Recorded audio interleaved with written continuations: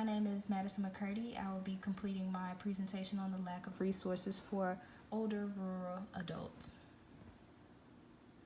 Within rural areas, we know that they face a shortage of social welfare services that meet the need of older adults. We also know that we face a shortage of social welfare workers within the area. The shortage and high turnover rate could be due to multiple instances. Um, Rural communities are generally offered fewer services than their urban counterparts. For instance, if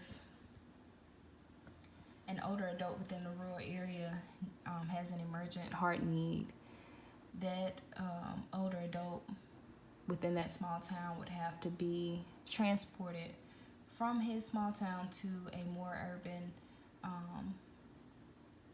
city in order to get the treatment that is needed for the heart condition that is going on. So we know that emergency healthcare needs as such is lacking within rural areas.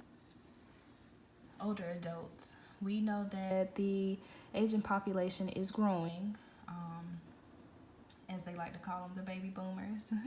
Over the next several years, they predict that it will continue to grow, and actually by the year of 2030, they predict that it will double in percentage as to where we are now.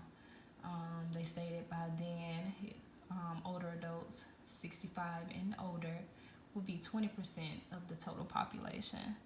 So that's why I stated that elders are the future of healthcare, because we know that Medicare is constantly up for debate when it comes to political campaigns and those natures.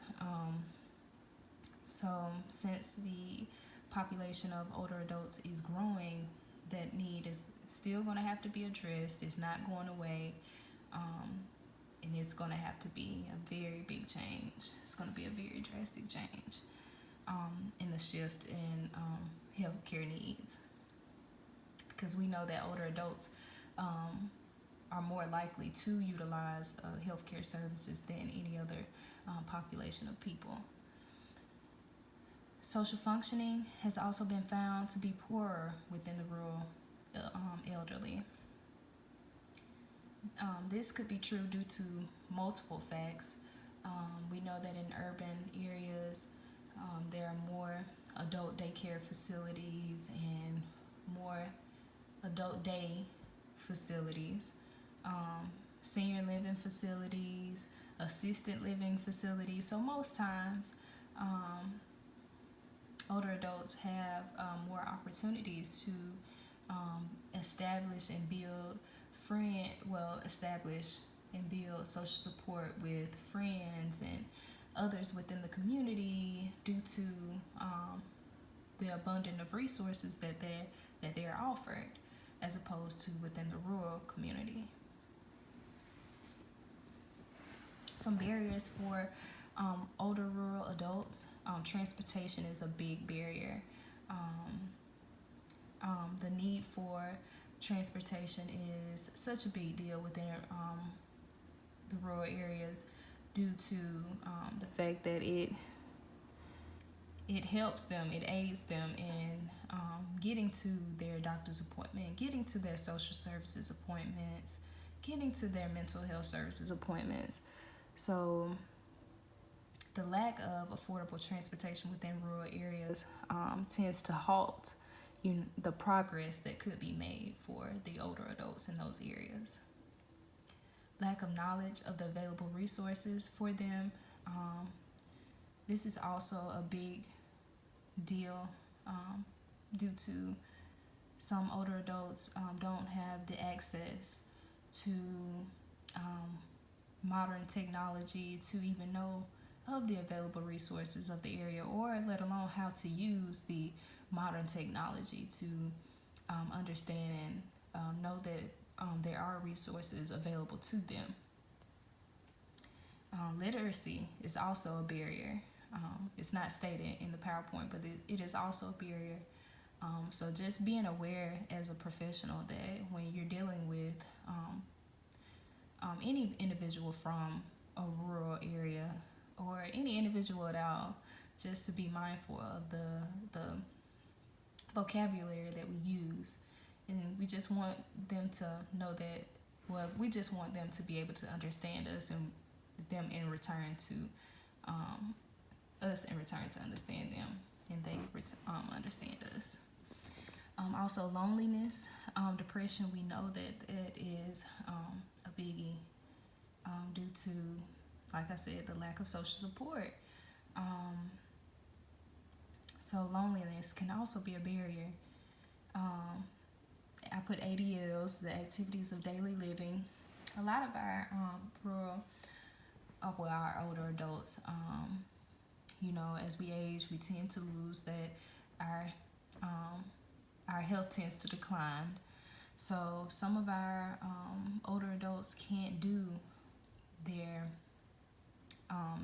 basic activities of daily living. They may not be able to comb their hair. They may not be able to get dressed or bathe or brush their teeth properly. So we know that could also be a barrier. So an intervention for this barrier could be to provide more home-based primary care services and those type of needs, being able to implement that within policies of Medicare and such. Theoretical framework, of course, the biopsychosocial assessment, that's not going anywhere. Of course, we know that assessments are ongoing. We never stop assessing. And the biopsychosocial assessment, we know, examines all aspects of the individual. So that includes spiritual aspects, social support, just everything, the holistic, from familial support, familial backgrounds, just to get the full gist of the individual. The biopsychosocial assessment tends to help us greatly. Social support, we always examine social support with any client, but especially with our older adults, due to just knowing that they do tend to have a lack thereof. We now have technology where we can be social without stepping outside of our homes, but our older adults don't tend to have or even understand, that aspect. So also the family systems theory, that tends to look at the different relationships and interactions between family members, the individual on a social level, on a multicultural level, looking at social economics, cultural ethnicity, geographical location, and religious context.